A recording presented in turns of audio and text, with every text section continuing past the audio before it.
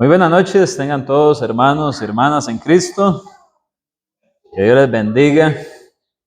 Hoy vamos a continuar con nuestro estudio de la segunda carta a los Tesalonicenses, un estudio muy importante en el cual vamos a iniciar el capítulo número 2. Capítulo número 2 de la segunda carta a los Tesalonicenses, la cual continúa el tema que estuvimos viendo la semana anterior. Recordemos que originalmente esto era una epístola, era una carta para ser leída públicamente en la congregación, y la división original de capítulos y versículos la división de capítulos y versículos no estaba originalmente en el texto. Vamos a iniciar entonces con la misma idea que teníamos hablando acerca de la venida del Señor Jesús, de cómo íbamos a participar de su gloria, y habíamos hablado cómo participar de la gloria involucraba ser parte de ese evento glorioso que Jesucristo va a desarrollar cuando Él venga, y siendo nosotros parte de ese evento, pues íbamos a participar en parte de esa gloria, siendo nuestros cuerpos transformados a cuerpos gloriosos, siendo nosotros parte de los hijos, herederos de Dios. Y terminando de esa forma los últimos versículos del capítulo 1, luego dice Pablo en el capítulo 2, pero, y esta palabra es importante porque indica un contraste. Así que vamos a ver cuál es ese contraste que él va a hacer por acá. Dice, pero con respecto a la venida de nuestro Señor Jesucristo y nuestra reunión con Él, os rogamos, hermanos, y preste atención, ¿cuál es el ruego? Que no os dejéis mover fácilmente de vuestro modo de pensar, dice Pablo, ni os conturbéis ni por espíritu, ni por palabra, ni por carta, como si fuera nuestra, en el sentido de que el día del Señor está cerca. Y aquí es donde tenemos la primera lección práctica de esta noche, y es que no nos debemos dejar desviar en las doctrinas.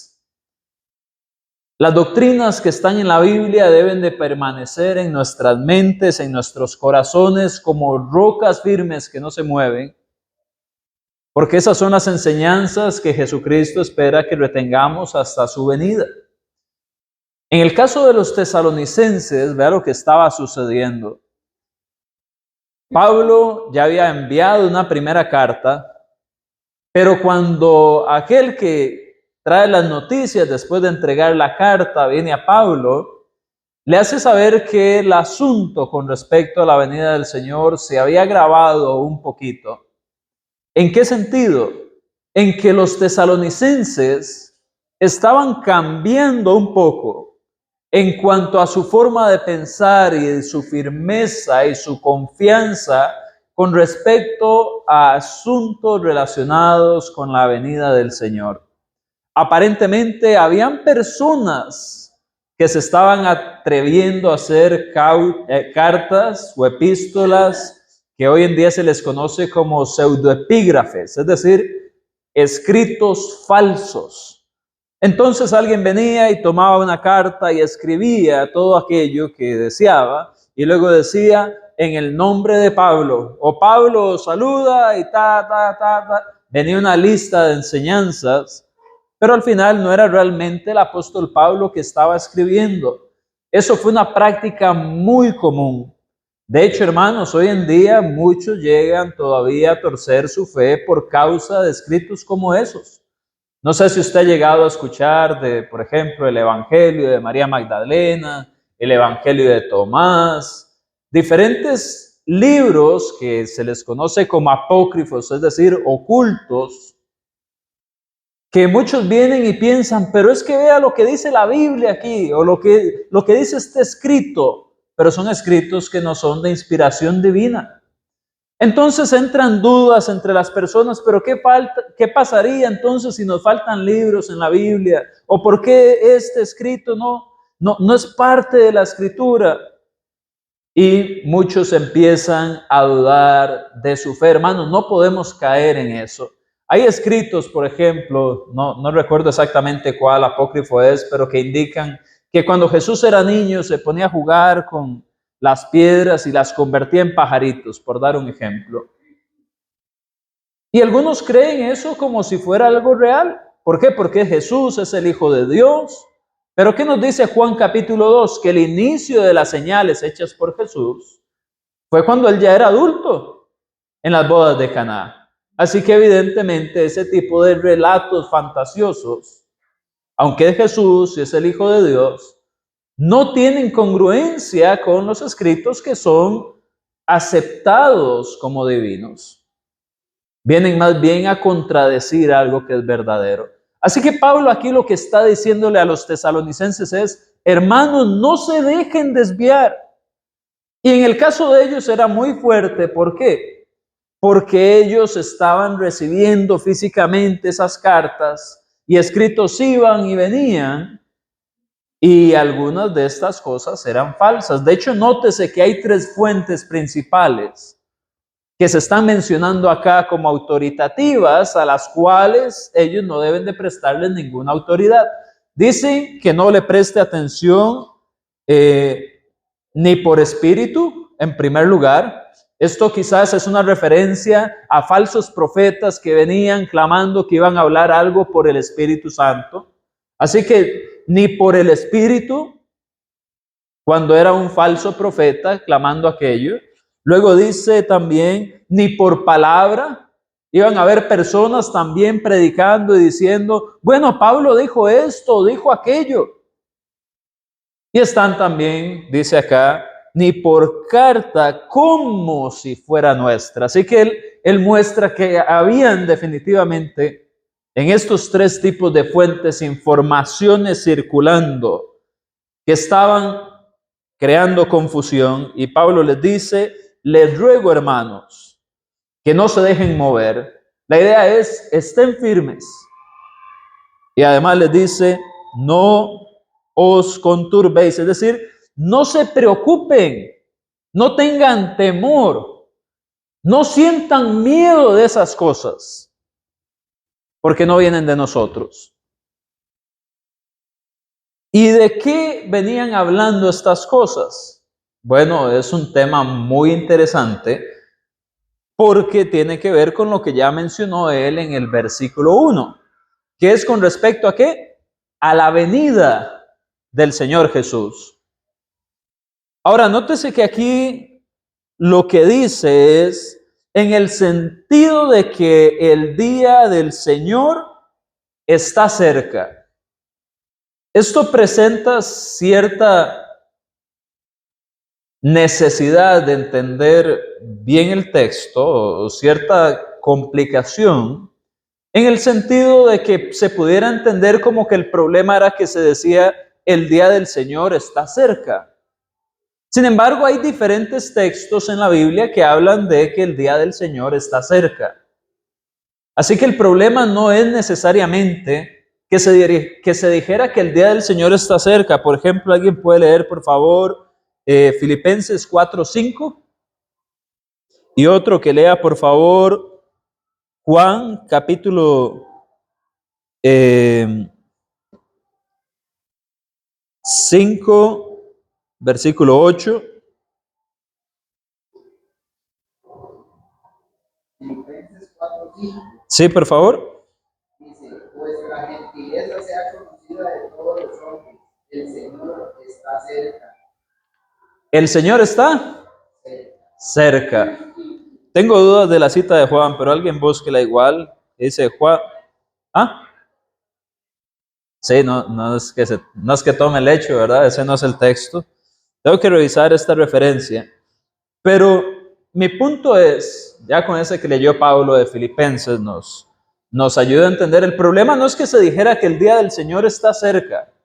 De hecho, cuando nosotros vamos a las cartas de Juan, por ejemplo, podemos ir a la primera carta de Juan y darnos cuenta que se nos dice precisamente que estamos en los últimos días, en el último tiempo, dice la primera carta de Juan, capítulo 2, versículo 18, hijitos, ya es, dice, el último tiempo. Ya estamos en la última etapa de la humanidad. Ya estamos en la última era, en el último periodo de tiempo. Por ejemplo, cuando Dios hizo la creación, todavía faltaba que vinieran los profetas. Cuando los profetas vinieron, todavía faltaba que viniera el Cristo. Cuando Cristo vino, faltaba que viniera el Espíritu Santo. Habiendo venido el Espíritu Santo y habiéndose establecido la iglesia, lo que falta ya no es nada más que la venida del Señor. Estamos en el último tiempo. Entonces, uno de los entendimientos de cuál era el problema que se estaba dando acá, lo podemos ver a la luz de 2 de Timoteo, capítulo 2, versículos 17 y 18. ¿Quién lo puede leer, por favor? 2 de Timoteo, capítulo 2, versículos 17 y 18. Vamos a ver que ese texto tiene que ver tanto con la venida del Señor como con el hecho de la resurrección, que es precisamente lo que había hablado Pablo en la primera carta, recuerda. Pablo había mencionado cómo los muertos iban a resucitar, cómo nosotros íbamos a ser tomados en el aire a la venida del Señor y nos íbamos a reunir con Él en las nubes y ya para siempre íbamos a estar con Él. Entonces, ¿qué dice esa segunda carta de Timoteo? Por favor. 2:17 dice, Uh-huh. y su palabra carcomerá como gangrena, de los cuales son que se desvían de la verdad diciendo que la resurrección ya se efectuó y trastornan la fe. Himeneo y Fileto andaban diciendo que ya había sucedido la resurrección. Entonces el problema no era que dijeran, y recuerde que esta es una epístola de prisión. ¿Y 2 de Timoteo qué es? Otra epístola de prisión. Es decir, ya era una doctrina que se estaba moviendo, o varias doctrinas que se estaban moviendo, haciendo un desorden, un desastre con respecto a la segunda venida del Señor. Y ellos decían, ya pasó la resurrección. Y cuando decían que ya pasó la resurrección, claro que estaban estropeando la enseñanza de Pablo en primera de Tesalonicenses. Porque Pablo dijo, cuando venga el Señor, los muertos van a resucitar y vamos a ser reunidos con Él. Ahora, no es que le iban a estropear porque esa era la verdad, pero iba a venir a crear confusión, iba a venir a traer tropiezo entre los creyentes. Entonces, esa es la idea, o alguna doctrina similar por lo menos, era lo que estaba sucediendo. El problema no era que dijeran que la venida del Señor estaba cerca, eso es algo que aún nosotros debemos de decir. Y está cerca porque puede ser en cualquier momento. El problema era que ellos lo estaban poniendo de alguna manera que iba a venir a presentar alguna oposición al mensaje verdadero de la Escritura. Así que la primera lección es, no debemos dejarnos desviar de la verdad, que fue lo que ya había mencionado. ¿Van a haber eventos que nos quieran hacer desviar? Claro que sí. Yo recuerdo cuando salió un libro y también, o una película, creo que fue El Código Da Vinci. Nunca la vi, para ser sincero, pero recuerdo que de una película la gente andaba hablando y cosas que iban y venían. Y luego se habló un montón de veces de apocalipsis que iban a suceder, es decir, no apocalipsis en el sentido bíblico, que es una revelación, sino fines del mundo. Cuando el calendario maya llegó a su fin en el 2012, el cambio de milenio, ¿verdad? Siglo XXI, 1999, año 2000, cómo las computadoras se iban a actualizar, nadie sabía qué iba a pasar con los sistemas operativos y así un montón de veces. Y si usted le pregunta a falsos profetas de denominaciones, un montón de veces han fallado con respecto a la venida del Señor. Así que no debemos dejarnos desviar, hermano. No se preocupe por escritos que anden circulando, así fuera hoy mismo, que en este momento estuvieran transmitiendo los arqueólogos de Egipto, de Israel o de lo que sea, y dijeran, encontramos el evangelio perdido de Jesús que dice tal y tal cosa. Hermanos, esas cosas no deben de mover nuestra fe. Tenemos la escritura que es de Dios. Esta carta era de Pablo, inspirada por el Espíritu Santo, y esta carta iba a traer confort a los tesalonicenses. ¿Cómo? Siempre y cuando se mantuvieran firmes. Si ellos no se mantenían firmes, iban a estar, como dice acá, conturbados, con temor. Así que no nos dejemos desviar, mantengámonos firmes en la verdad. Sigamos leyendo. Dice, nadie os engañe en ninguna manera. Esto es interesante, ¿sabe por qué? Porque el engaño desde el principio ha sido el problema con la humanidad. Usted recuerda a Adán y Eva, vino Satanás. Con que Dios les dijo que esto y lo otro. Iba un poquito de verdad y un montón de mentira. Cuando Satanás viene y tienta a Jesús, escrito está que esto... Sí, pero Jesús viene y responde con la escritura en su propio contexto. Satanás estaba citando la palabra de Dios, sí, pero fuera de contexto.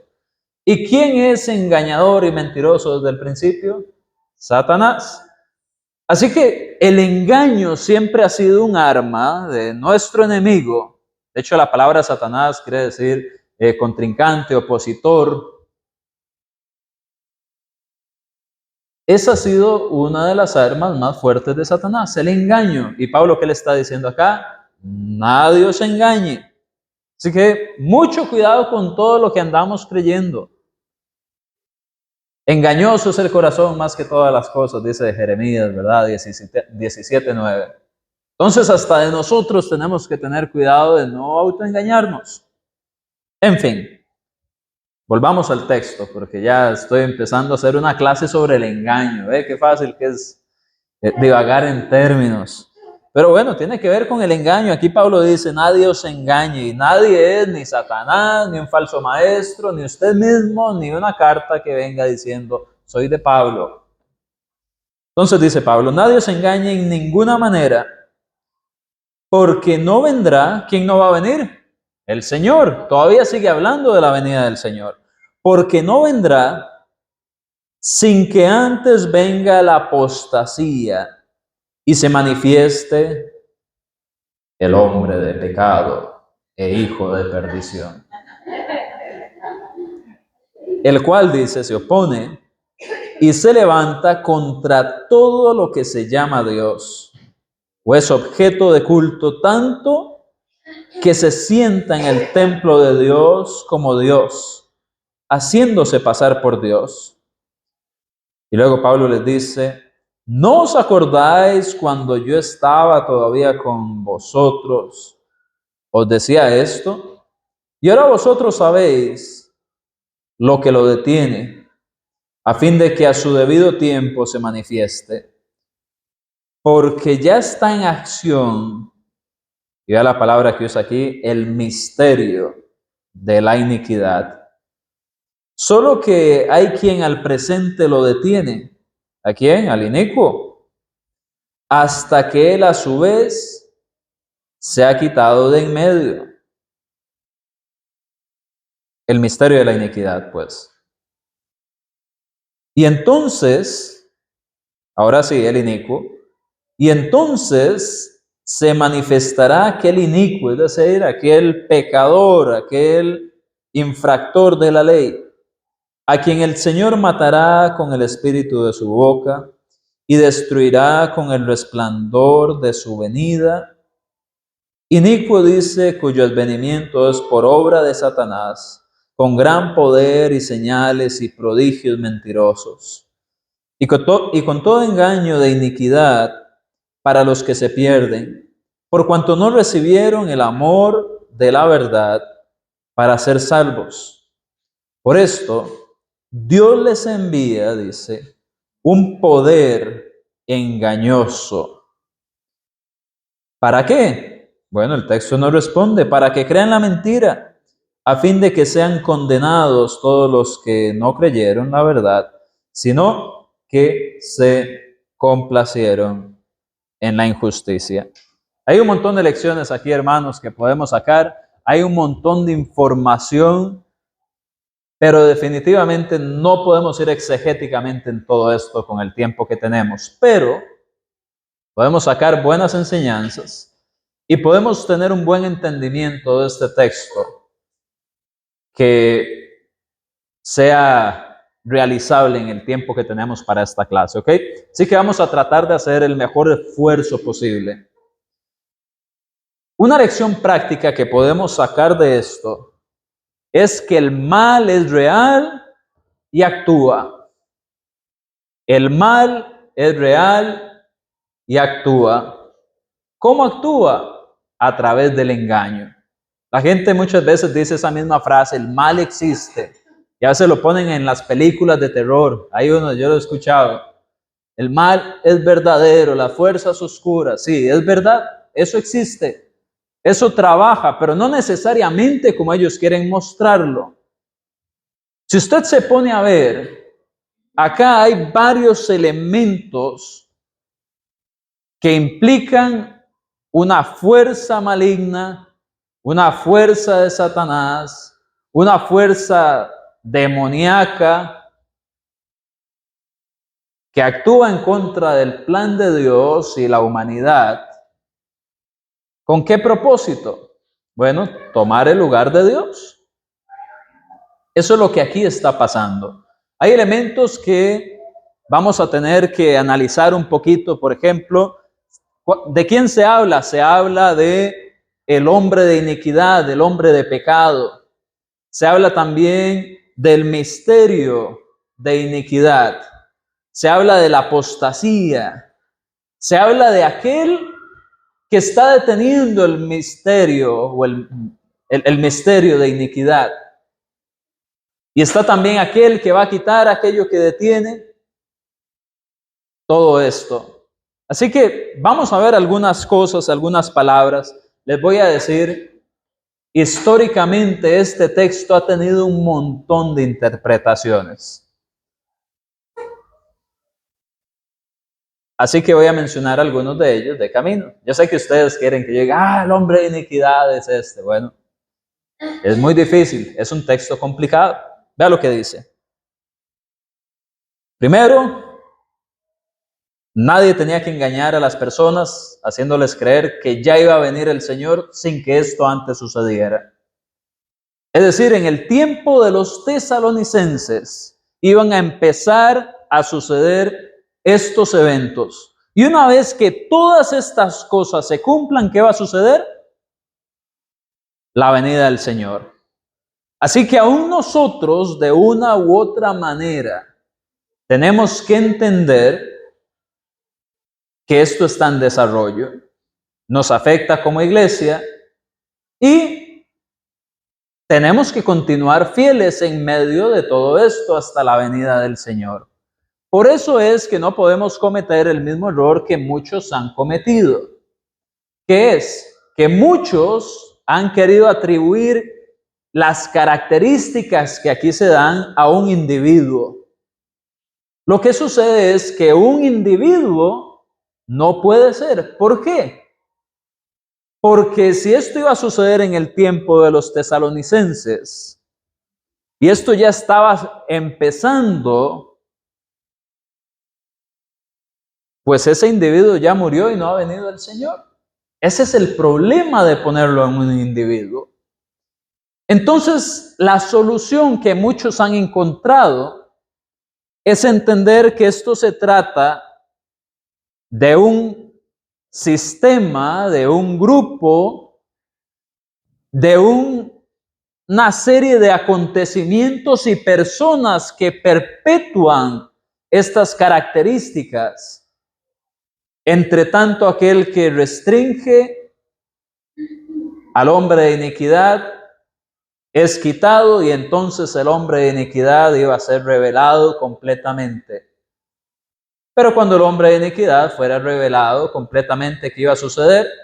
Iba a venir el Señor y iba a efectuar su justicia. Así que volvamos al texto. Yo sé que ustedes están así como yo también, queriendo escuchar. Nótese que aquí se habla de la apostasía. La palabra apostasía es un término que vale la pena entender y quiere decir, pues, apartarse de la verdad. Eso es la apostasía. En términos más comunes para nosotros, la apostasía es dirigirse a la falsa doctrina, a la falsa enseñanza. Entonces, antes de la venida del Señor, iba a haber sí o sí falsa enseñanza. Y Pablo no solo se lo dice a los tesalonicenses, recuerde las cartas que se le escriben a Timoteo también acerca de que iba a haber un momento, la segunda carta a Timoteo, en el capítulo 4, donde le dice, predica a tiempo, fuera de tiempo, reprende, redarguye, exhorta con toda paciencia y doctrina. ¿Por qué? Porque iba a venir un momento donde la gente, teniendo comenzó de oír, que iban a hacer acumular maestros de acuerdo a sus propias concupiscencias. Aquí les dice, el Señor no va a venir sin que antes venga la apostasía. Mientras los apóstoles están ejerciendo su ministerio, esta apostasía es retenida de cierta manera. ¿Por qué? Porque si alguien sacaba una herejía, como el caso de Himeneo, ¿y quién era? Fileto. Entonces Pablo decía, no, eso es una falsa enseñanza. Y la apostasía era detenida. Entonces, debido a eso, algunos han llegado a atribuir a los apóstoles el hecho de ser los que retenían ese misterio ese ministerio, ese trabajo del hombre de iniquidad. Algunos otros llegaron a interpretar en algún momento, bueno, los dones milagrosos que iban a traer revelación era lo que estaba evitando que aquello se diera. Sin embargo, tiempo después, estas posturas van cambiando. ¿Sabe por qué? Porque esos intérpretes tempranos estaban en un tiempo diferente al nuestro. Entonces ellos decían, son los apóstoles, pero ya luego no estaban los apóstoles y todavía no se descubría el hombre de iniquidad. O decían, son los dones milagrosos y ya se acabaron los dones milagrosos y todavía no se descubría el hombre de iniquidad. O algunos decían, es que son los emperadores del Imperio Romano, pero ya luego los que viven luego del Imperio Romano dicen, no podía hacer eso porque ya se acabó el Imperio Romano y todavía no se ha manifestado quién es el hombre de iniquidad. Entonces vemos cómo a lo largo del tiempo las personas han ido tratando de interpretar este texto y la generación siguiente, cuando ya eso pasó, fácilmente dicen, Dios, se equivocaron y claramente no era por esto y esto. Pero claro, los que decían, es el Imperio Romano, ellos no veían acabar el Imperio Romano después de 200, 300 años, todavía lo veían ahí. Entonces, por eso, ahorita les voy a ofrecer que tengan algo en mente, que tal vez no lo que quieren oír, pero es la enseñanza bíblica, para que sí podamos tener por lo menos un fundamento firme. No todo tiene que ser especulación. Pero bueno, ya aclaramos que es la apostasía, y se habla después de quién, que se iba a manifestar el hombre de pecado. La palabra que se usa aquí en el griego koiné es anomía, el hombre de anomía. Nomos es la palabra para ley, y a es un prefijo que indica negación. Entonces, básicamente era un hombre sin ley.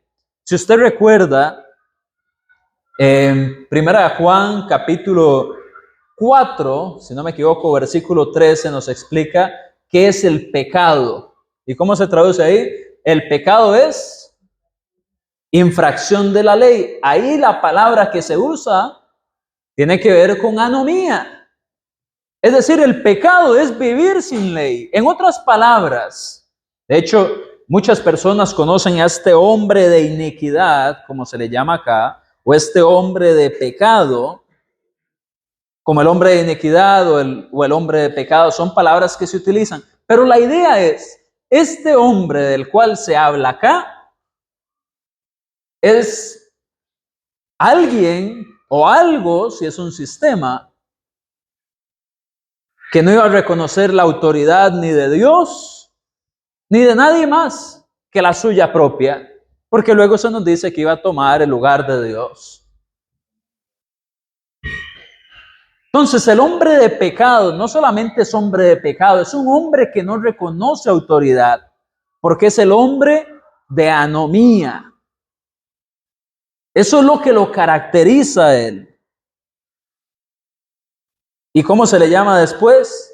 El hijo de perdición. Es interesante porque en Juan capítulo 17, 12, si no me equivoco, se habla de quién? De Judas también, de esta misma manera, como un hijo de perdición. Entonces vemos cómo esta lista de elementos que vamos a leer ahorita, ya analizándolos, son elementos que nosotros necesitamos estar apartados de ellos porque representan un mal delante de Dios y nos convierten en personas ingobernables porque nos sumamos a esa misma naturaleza del hombre de pecado.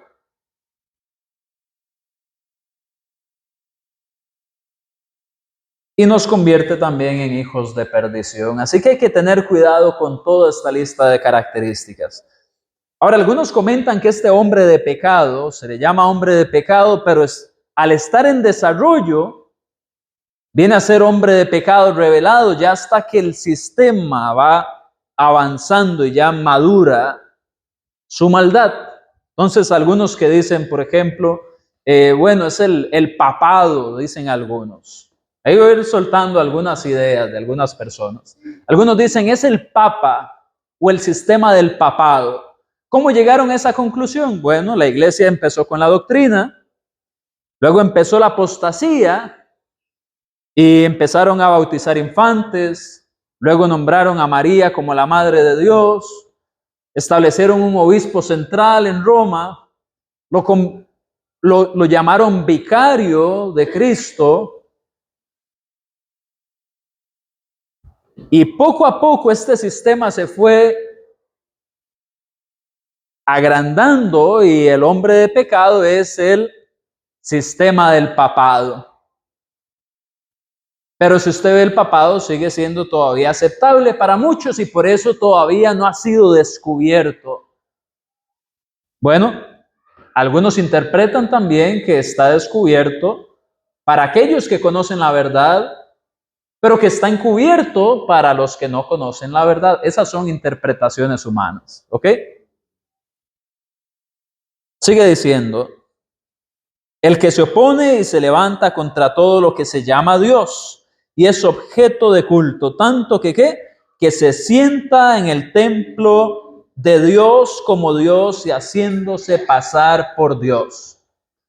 Entonces, ¿qué sucede? Bueno, esto viene a darle mucha fuerza a aquellos que piensan que el hombre de pecado es el Papa. ¿Por qué? ¿Dónde se sienta el Papa? Bueno, en medio de la iglesia. Ahora, podemos tener un problema porque si decimos eso, tendríamos que aceptar o reconocer la iglesia católica como ¿qué? Como el templo de Dios.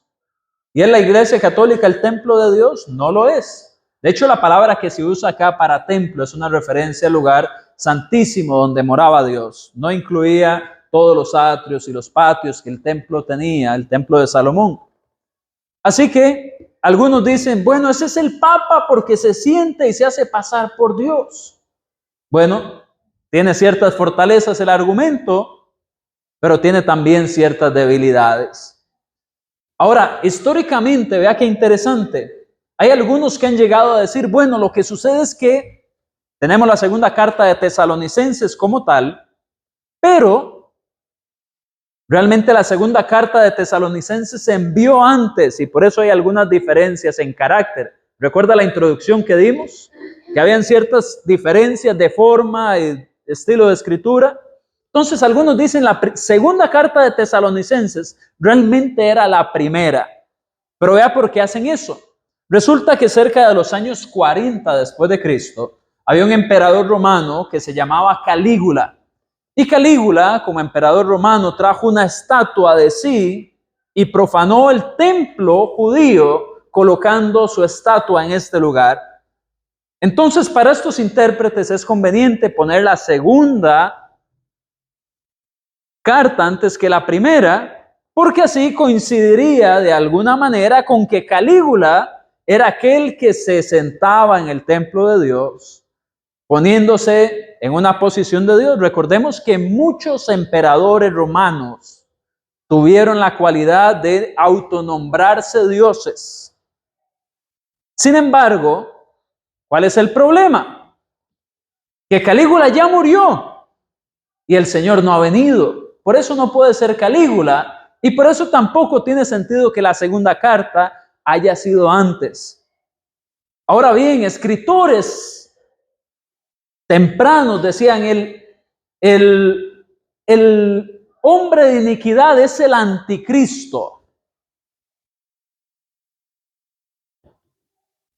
Y muchos hoy aún sostienen que el anticristo es el hombre de iniquidad o el hombre de pecado. Ahora hay que entender bien qué es el anticristo. Para eso vamos a ir a la primera carta de Juan. En el tiempo presente, y esto está relacionado a la escatología, no escatología, el coto soy yo, escatología, que tiene que ver con los eventos del fin del mundo. Entonces, el anticristo, para aquellos que lo ven de una forma milenarista, postmilenarista, premilenarista y esas doctrinas que antes ya habíamos estudiado, y si no puede buscar en la página de la iglesia las clases, creo que fue hasta en el tiempo de pandemia que se grabó. Ellos ven el anticristo como un líder mundial que va a presentar su maldad y a unir las naciones para rebelarse contra Dios y tener una batalla de Armagedón final, en la cual estas fuerzas se van a enfrentar, y ellos ven aquello como un evento después del rapto y de la gran tribulación, que el anticristo va a venir a causar estragos. El problema es que cuando vemos esos eventos en el libro de Apocalipsis, ni siquiera hay una batalla en realidad. El Señor viene y gana inmediatamente en su venida. Es decir, no hay fuerza humana o demoníaca que pueda realmente enfrentarse a Dios. Y otro problema que hay es que cuando vemos la primera carta de Juan, en el capítulo 2, vamos a encontrar algunas características sobre el anticristo. Vea lo que dice.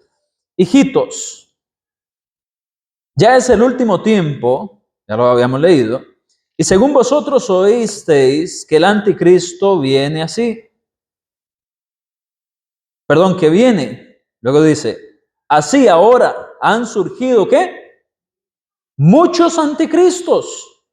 Por esto conocemos que es el último tiempo. Ahora ve el versículo 22. ¿Quién lo puede leer, por favor? ¿Quién es el mentiroso, sino el que niega que Jesús es el Cristo? Este es el anticristo, el que niega al Padre y al Hijo. Ok. Entonces, en el sentido bíblico, definitivamente el hombre de pecado es un anticristo. ¿Por qué? Porque se opone a todo aquello que clama ser Dios, y él mismo se hace Dios.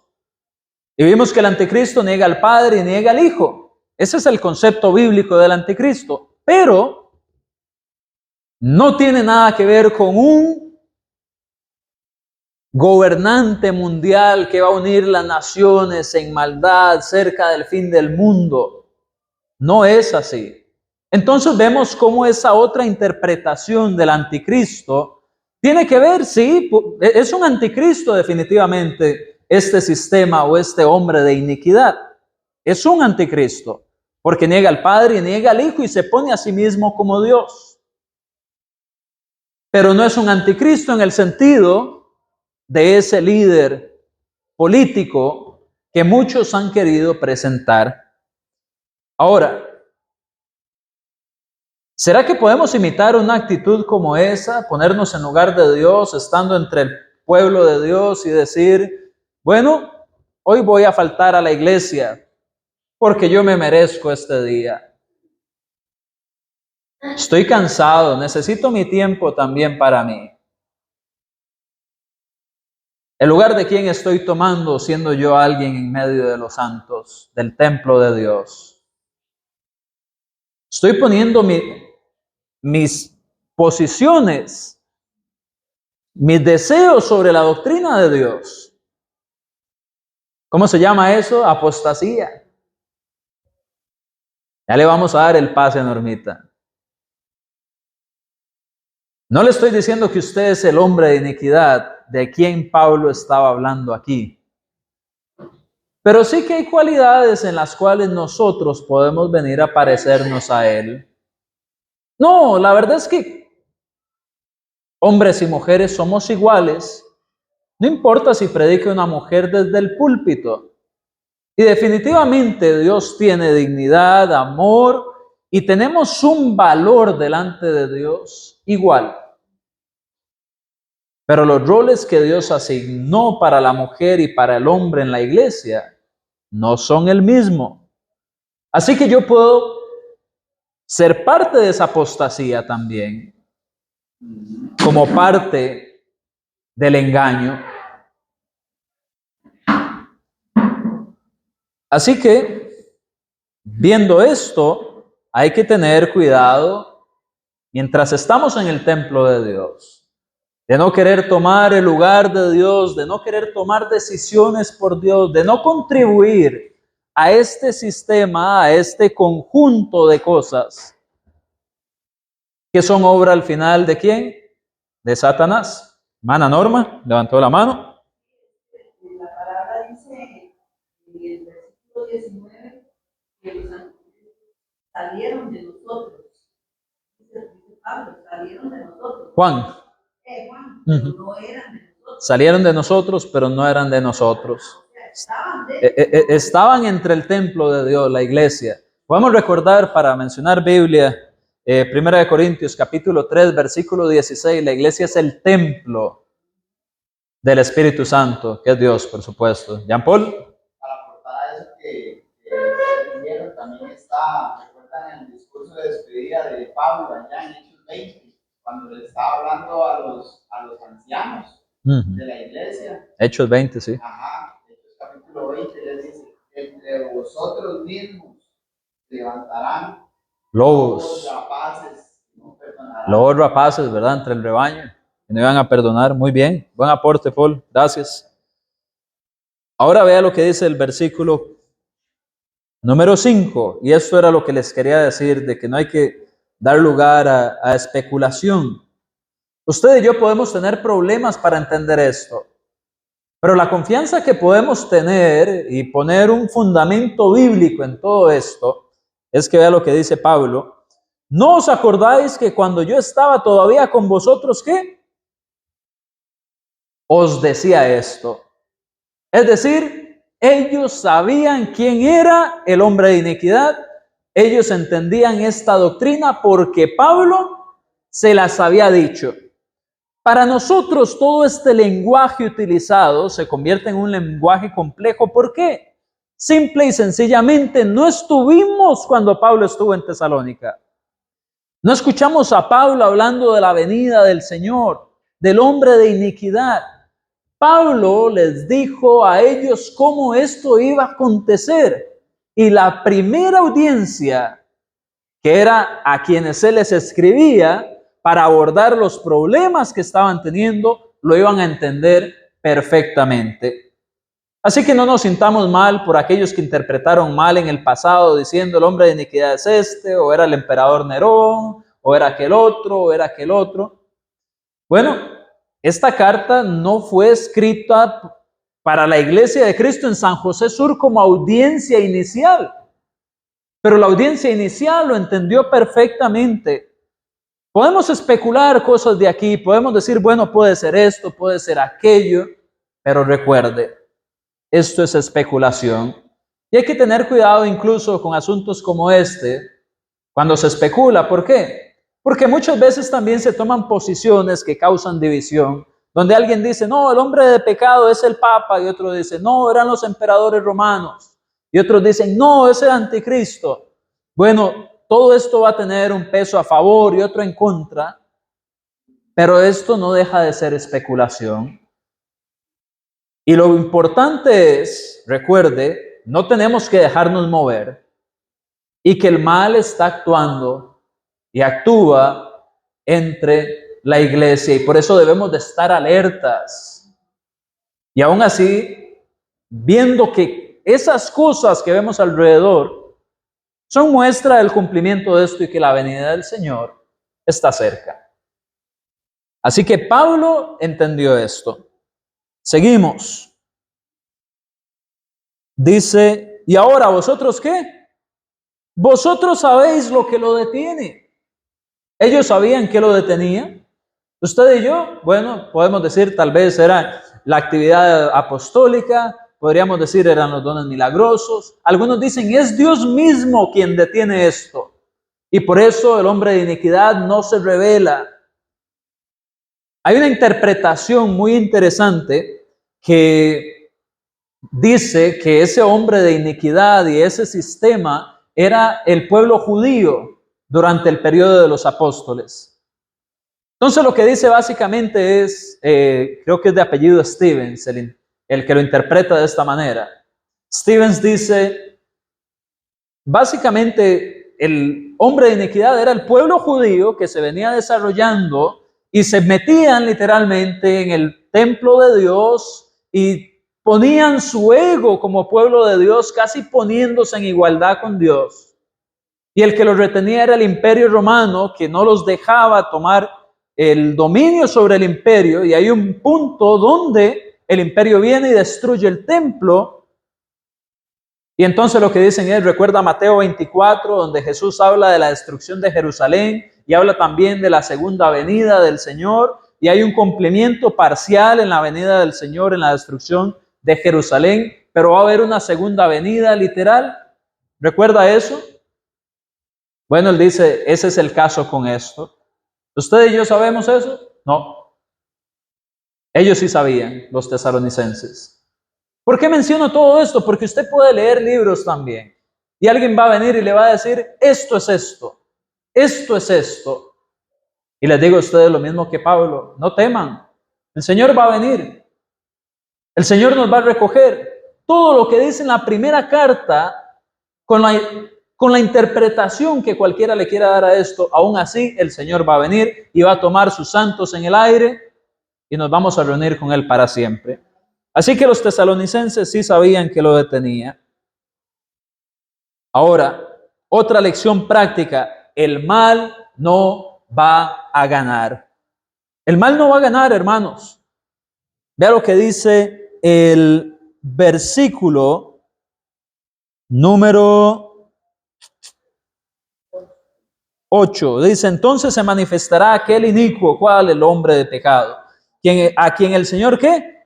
Matará con el espíritu de su boca y destruirá con el resplandor de su venida. Es decir, no es que el anticristo o el hombre de iniquidad va a venir y va a confrontar a Jesús y se va a hacer una gran batalla de buenos contra mal. Esto es algo espiritual, hermanos. Y aún así, cuando el Señor venga, Él no va a venir a desatar una batalla física. Ya lo físico se va a acabar. Y el Señor va a matar a ese hombre de iniquidad. Va a quitar su dominio de por medio. Con el espíritu, dice, de su boca y destruirá con el resplandor de su venida. Es decir, en la venida del Señor, el Señor es quien va a tomar el centro de atención. Y el hombre de iniquidad no tiene nada que hacer con esto. El hombre de pecado, aquel que no reconoce ninguna autoridad, finalmente se va a enfrentar contra aquel que dijo: toda autoridad me es dada en el cielo y en la tierra, Mateo 28:18, y lo va a matar con el espíritu de su boca y el resplandor de su venida. No tiene oportunidad alguna. Ahora, se nos habla acá de algunas cosas, como por ejemplo, el hecho de que ese hombre de iniquidad va a ser, ¿cómo? Dice acá, señales. Se habla de prodigios, se habla de poder, pero ¿cómo son esos prodigios? Mentirosos. Subraya esa palabra. Versículo 9. Dice, cuyo advenimiento es por obra de Satanás. Claro que sí. Los que mataban a los profetas trabajaron por obra de Satanás. Quienes mataron a Jesús trabajaron por obra de Satanás. El hombre de iniquidad trabaja por obra de Satanás. Simón el mago, allá en Hechos capítulo 8, trabajaba por obra de Satanás, con engaños, ¿recuerda? Y viene Felipe y presenta los milagros auténticos y muestra el poder de Dios como superior. Así que estas cosas, a veces la gente dice, wow, pero es que va a ser milagros y prodigios. Ahí dice que son engañosos. Y bueno, la verdad es que tenemos más de uno engañoso diciendo hoy en día, yo hago sanidades. O San Fulano, o la imagen de esto que lo tenía aquí en mi billetera, me hizo un milagro. Yo le ofrecí una piecita de oro, de plata a esta imagen y me curó. Son cosas engañosas. Imagen de yeso le brotó sangre de sus ojos, o agua, o lo que sea. Un día estaba viendo una imagen que alguien pensó que de algo estaba brotando agua y lo tomó pensando que era milagroso y era que se estaba filtrando el agua sucia de otro lugar. La gente se deja engañar. Y entonces ahí entra la otra parte que muchas veces confunde a algunos, y es que dice que por esto Dios envía un poder engañoso para que crean que la mentira, a fin de que sean condenados todos los que no creyeron la verdad, sino se complacieron en la injusticia. Versículos 11 y 12. ¿Cómo Dios envía este poder engañoso? Bueno, esto hay que entenderlo en el sentido de que Dios lo permite que suceda. Estaba leyendo un hermano que daba un ejemplo, la ley de la gravedad. ¿Quién estableció la ley de la gravedad? Dios. Si usted se sube al techo y se tira, esa ley de la gravedad no se va a cancelar, aunque Dios la puso. Y usted, si se muere por hacer algo así, pues usted fue el que recibió los efectos de la ley que Dios estableció. De la misma manera, aquí Dios está haciendo algo que no deja de ser justo. Porque ¿bajo quiénes es que Dios permite este poder engañoso? No es de forma arbitraria. Aquí dice que ese poder engañoso sucede en aquellos que no creyeron la verdad, sino que se complacieron en la injusticia. Deliberadamente dejaron la verdad. Es decir, hay dos bandos. Están los que obedecen la verdad y los que niegan la verdad y no quieren apegarse a ella. Y Dios estableció en su autonomía, en su soberanía, que hay un destino para los que obedecen y otro para los que obedecen. Y este poder de la apostasía, este poder del engaño, Dios es el que permite que esté ahí, pero Él no envía a nadie a que lo siga. Por otro lado, Él ofrece la verdad y permite a todos que lo sigan. Entonces, en ese sentido de que Dios gobierna el universo y que nada se mueve, dice un canto, ni las hojas de los árboles, sino es por el poder y la autorización de Dios, nada pasa. Precisamente porque Él está en control soberano de todo, se dice acá que Él envía ese poder, no porque Él quiere que se pierdan, sino porque en su plan de salvación está estipulado que los que lo obedecen se van a salvar. Y está también ese engaño que inevitablemente quienes rechacen la verdad lo van a seguir. Y su fin va a ser la perdición. Así que en ese sentido Dios envía el poder engañoso. no porque Él quiera que se pierdan, sino porque bajo las leyes espirituales, la ley es, los que aman y obedecen la verdad se van a salvar, y los que se desvían van a ser objeto de perdición. ¿Hacia dónde queremos ir? ¿A dónde queremos terminar? Y finalmente tenemos los versículos del 13 al 17 que dice: pero nosotros debemos dar siempre gracias a Dios respecto a vosotros, hermanos amados por el Señor, de que Dios os haya, ¿qué? Escogido desde el principio para salvación, mediante ¿qué? La santificación por el Espíritu y la fe en la verdad, a lo cual os llamó mediante ¿qué? ¿Cómo es el llamado que Dios hace? Dice, mediante nuestro evangelio, para alcanzar la gloria de nuestro Señor Jesucristo. Así que, hermanos, estad firmes y retened la doctrina. Otra vez la misma idea, que habéis aprendido, sea por palabra o por carta de quién? Nuestra, ya no de aquellas que andan circulando. Las nuestras sí, estén firmes. Y luego dice, y el mismo Jesucristo, Señor nuestro y Dios de nuestro Padre, el cual nos amó y nos dio consolación eterna y buena esperanza por gracia, conforte vuestros corazones y os confirme toda buena palabra. Hermanos, la última lección que vamos a ver acá es que somos escogidos de Dios bajo las condiciones de Dios. Somos escogidos de Dios bajo las condiciones de Dios. Dios no escogió individuos. Dios escogió a los que obedecen la verdad y se mantienen en la verdad. Por eso aquí se habla de diferentes cosas. Se habla de un llamamiento. Aquellos que atienden al llamado son los que Dios va a salvar. Y esos son los escogidos de Dios. ¿Y cómo llama a Dios? A través del Evangelio. Yo he escuchado a personas diciendo, ¿usted ha sentido el llamado de Dios? ¿Usted ha sentido eso? Hablando como si fuera algo sobrenatural que va a abrumar a la persona. Pero aquí Pablo nos dice cómo Dios nos llama. Con palabras. La palabra de Dios, esa que crea fe. Romanos 10:17. Y de hecho, nótese que aquí se nos dice que como es la salvación, en el versículo 11 dice, mediante la santificación. ¿Por qué? Por el Espíritu y la fe en la verdad. Y aquí un hermano que estaba leyendo con respecto a este tema dice, aquí tenemos dos partes. La parte divina y la parte humana, porque Dios en esa salvación que nos da esa santificación que sucede a través del Espíritu, el Espíritu Santo. Entonces dice, está la parte divina donde Dios nos va transformando, nos va ayudando para la salvación. Pero dice, en el otro lado está la parte humana que también tenemos que poner de nuestra parte, donde dice, y la fe en la verdad. Tenemos que confiar. Fe significa confianza, creer, estar agarrados de la confianza que tenemos para con Dios.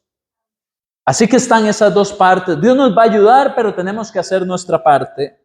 Y de esa manera nosotros vamos a alcanzar esa gloria. Una vez más se repite la idea de la gloria. Dice, para alcanzar la gloria de nuestro Señor Jesucristo. ¿Por qué? Porque con Él vamos a ser parte de este evento glorioso de su venida. Y parte de la gloria de su venida son sus santos reuniéndose con Él. Y nosotros somos los santos de Dios en cuerpos gloriosos transformados, gozando de esta gloria de la venida de Jesús. Y de esa manera la gloria de Jesús involucra a todo el cuerpo, a todo el pueblo, el reino de Dios. Y por eso Pablo dice que debemos de retener, estar firmes. Cuando aquí dice doctrina, de hecho se habla de una palabra que significa tradición. Y hay que mantener las tradiciones, ¿sí? Pero las que vienen de palabra o carta apostólica, es decir, de Dios.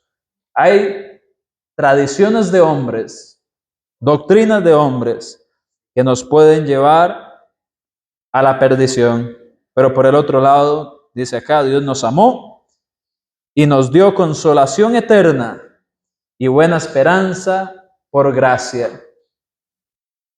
Nosotros no somos personas que vamos a vivir desconsolados. Tenemos una consolación que es eterna. Y tenemos una esperanza que no merecemos, por eso es por gracia. Y así el Señor iba a confortar los corazones de los tesalonicenses. Y ellos iban a ser confirmados de dos maneras. ¿Cómo iban a ser confirmados? En buenas obras y en buenas palabras. Así que, hermanos,